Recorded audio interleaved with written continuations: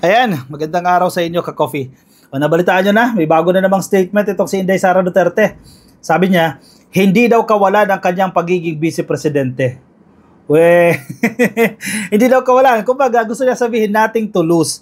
Sige, i-impeach ninyo ako kasi may pinapakalat sila ngayong fake news na meron daw pong impeachment process or may impeachment initiatives na nagaganap dyan sa House of Representatives. Yan ang sinasabi nila. Kumikilos daw po itong mga mababatas para i-impeach itong si Inday Sara Duterte. May nilabas siyang statement. Sabi niya, ang pagiging presidente hindi kawalan, sabi ni VP Inday. Ito, may headline ito sa mga pahayagan eh. Hindi ko lang ma-share sa inyo dahil naka-cellphone lang tayo ngayon, ka-coffee, no? Babasahin ko na lang, no? Nasa DZAR Manila 1020 radyo, SMNI, sila nag-post niyan. Hindi daw po kawalan ang pagiging vice-presidente. Legit ba? Hindi ba kawalan? Pero noon, nagmamadali kayo na iupo kayo. Gustong-gusto ninyo i-impeach si PBBM. May isog rally kayo kung ano-anong pinaggagawa ninyo dyan. Diba? Para magalit ang taong bayan kay PBBM, ma-establish nyo yung betrayal of public trust at ma-impeach ninyo si PBBM para mapaupo na yan si Inday Sara Duterte. Tapos ngayon, babaliktad ang statement ninyo. Sasabihin ninyo, hindi kawalan ang pagiging vice-presidente ni Inday. No! Hindi totoo yan. Even si Harry Roque, sinasabi niya na dapat tumayo na raw po na acting president. Nag-aambisyon itong mga to, nangangarap ito. Dapat daw po tumayo na bilang acting president itong si Inday Sara Duterte dahil may critical illness daw po si PBBM at yan daw po ang kanyang addiction sa paggamit ng coke. Wow! Wow, wow, wow! Iba kayo ha, tapos ngayon sasabihin nyo hindi kawalan. Bakit? Inababash na kasi kayo ngayon. Sunod-sunod na kasi yan. Yang libro ninyo yan, gagamitin ng pondo ng gobyerno, 10 million pesos para sa librong sinulat ng isang vice-presidente. Ano yan? Diba? Mali-mali pa, ang dami pang mali dun sa libro. Ay nako! Tapos ngayon, dahil nangyayari na sa inyo yan, sasabihin nyo, nating tulos kami. Hindi tanggalin nyo kami, impeach nyo kami. Ganyan na magiging argumento nyo. Nako! Gustong pabagsakin ang pamilya Duterte. Ang sumulat nito, SMNI, ka-coffee ha? Sige, para tingnan natin paano nila ina-angle yung kanilang mga storya. Gustong pabagsakin ang pamilya Duterte, period ha? Wow!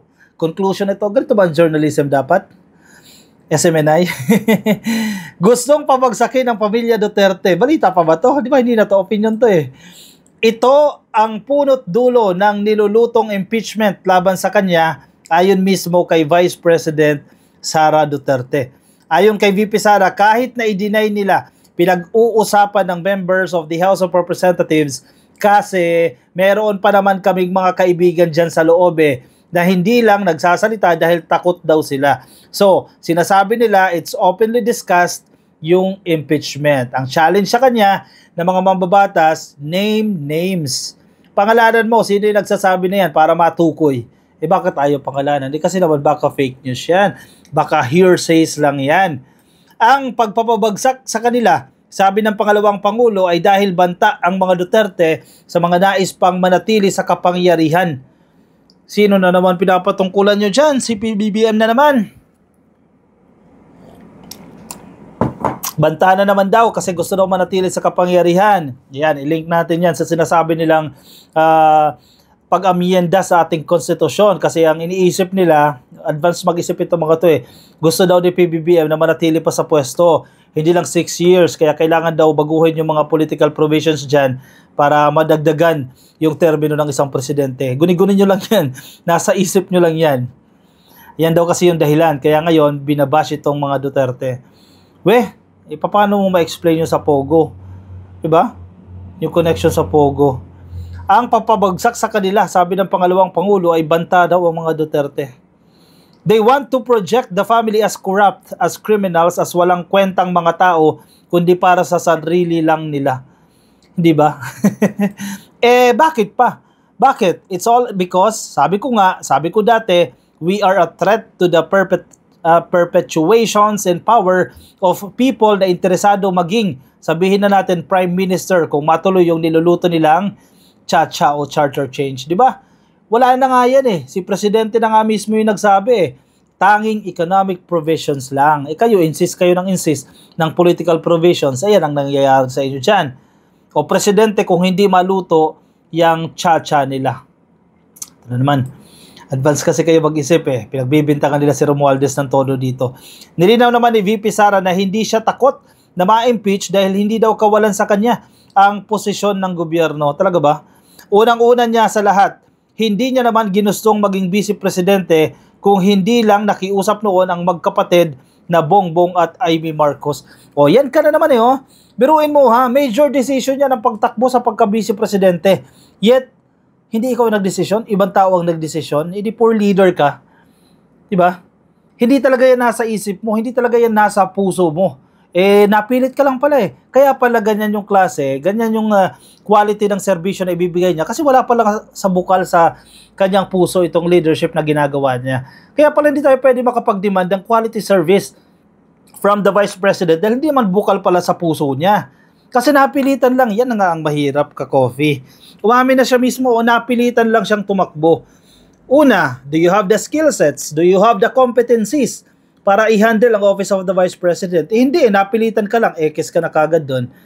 Yung intention mo, yung puso mo, yung pagnanais mo na makatulong sa taong bayan, meron ka ba niyan? Mukhang wala kasi nagre-reflect naman. Bakit ganyan? Kasi napilitan lang siya. Yun ang mahirap dyan. Paano pa kung naging presidente siya? Kung napilit siya ng tatay niya na maging presidente. Napilit siya ng mga kaalyado niya na maging presidente. Kawawang Pilipinas. Sobrang kawawang Pilipinas. O dahil ngayon napalpak yung mga nangyayari sa kanila, ang irarason niya, hindi ko naman ginusto yan Anong klaseng leader yan? Diba? Anong klaseng leadership style yan? Anong klaseng mindset yan? Porket pumapalpak kayo, sasabihin mo, hindi ko naman ginusto yan. You're enjoying the benefits of being a vice president. Ang laki ng sahod mo, may mga benepisyo ka, napakarami mong security, may pabahay, napakarami. Ini-enjoy mo yung mga benepisyo. Yet kapag nagdemand ng taong bayan sa'yo, yan ang isasagot mo, hindi ko naman ginusto yan Wow! Wow. Grabe. Sobrang anong klaseng mindset yan. First time in history na ganyang klase ng leader. Binibigyang diin nito na sumang-ayon siya sa hiling ng mga Marcos na paniwalaang may pagpapatuloy at matatapos ang nasimulang big ticket projects ni datang Pangulong Rodrigo Duterte. Subalit, kaya nga 'di ba, tumakbo kami on the platform of unity and continuity na hindi natin nakikita ngayon. Nasaan na yung big ticket projects? Wala na lahat, unappropriated. Ano bang big ticket projects yan? Ano yan? Pagpapatayo ng drug rehab, yung Oplan Tukhang na hindi natuloy, yung mga infrastructure projects na popondohan ng China na malaki yung interest, yung mga natigil na yung projects na yan. Bakit? Ando doon ba yung mga kontratista? Ando doon na ba yung na may mga inaasahan ba kayo doon kaya gusto nyong matuloy yan? Ngayon na hindi nangyari dahil nakitaan ng loopholes, nakitaan ng butas, ngayon, sige, sisirain nila ngayon ang administrasyon. Di ba? Common sense yan Bakit mo itutuloy kung palpak? Bakit mo itutuloy kung mas mahal yung magagastos mo sa infrastructure projects na yan kung may pinaburan sa project na yan? Di ba? And anong gusto nyo? Lahat ng plano ni Digong gawin ni PBBM? Di nawala na siya ng liberty dyan sa kanyang leadership. Ang gusto ninyo, diktahan sa presidente, ito gawin nyo, ito ganyan, etc. Ano siya? Dami? Extension ni Digong? Ganyan ang gusto nyo gawin? May sariling isip yan. May sariling team yan. Kaya hindi nyo pwede siyang hawakan. Yan ang nangyayari dyan Kaya galit na galit yung mga yan, mga kampo ni Digong. Galit na galit sa administrasyon ni PBBM yan. Hindi nila masakal, hindi nila makontrol. Isa pa si Harry Roque yan, nag-expect ng posisyon yan. Hindi nabigyan, kaya ganyan. Nagsusumigaw yan against the administration. Dagdag pa niya ni VP Sara, kahit matanggal pa siya bilang pangalawang pangulo o maging alkalde ulit ng Davao City, sigurado na hahabulin pa rin siya ng mga gahaman sa kapangyarihan. Wow, very confident. Hahabulin daw siya. Alam nyo, kahit matanggal nila ako as Vice President, hahabulin nila ako until the day na maupo sila sa 2028. Wow! Ganon ba katindi yun? Ganon ba kalakas yun? Ganon ba kalakas si Inday? Very powerful. Ganon ba kalakas ang Davao? Ganon ba kaganda ang Davao? Di ba? May napeke daw yan. Mga records dyan ng PNP. O sige, tingnan natin. Kung hahabulin, kung didikitan ka pa rin, puntahan ka dyan sa Davao. Pero I don't see na gagawin ni PBBM yan na suyu-suyuin kayo dyan dahil sobra na yung ginawa ninyo sa administrasyon. Hindi ako naniniwala.